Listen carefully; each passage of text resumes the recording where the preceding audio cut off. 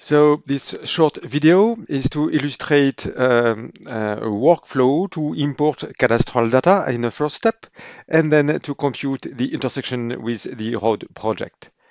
So we are in OpenCities Map, and we created a blank file, and we created a database, and now are going to import the shapefile. So we specify the directory in which the data is. So now we have the title of the database, import 5, and we fetched the cadastral data. We'll display the properties, so the directory was read, the shapefile structure was read, and we know that we have access to each and every field. We'll map this area property to a new name, since we are going to ask to compute new areas. Again, the intersection with the project. So once we have set up the parameters, we can now import the data in itself.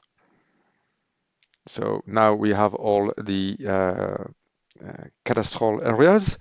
We could do some resymbolization and so on, but here we'll focus on the intersection with a road project. So as an example, we'll specify a new level and a new symbology and draw a simple shape to define this road out of way. This road project.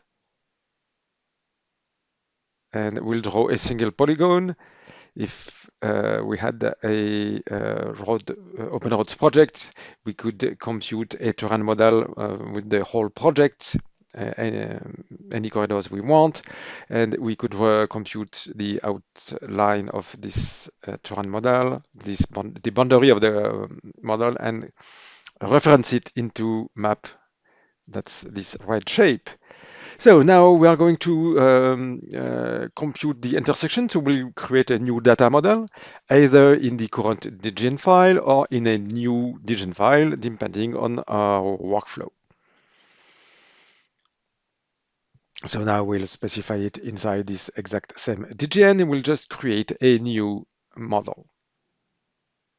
So the result of this special analysis.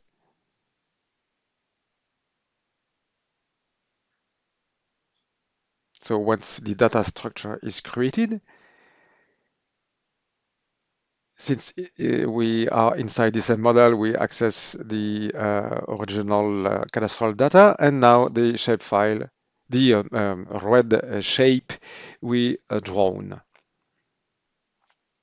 And we now are going to do the exact computation, the actual computation, sorry, by computing the overlay between the two data, the two layers. And we can compute well, all the booleans, and here we are going to compute the intersection.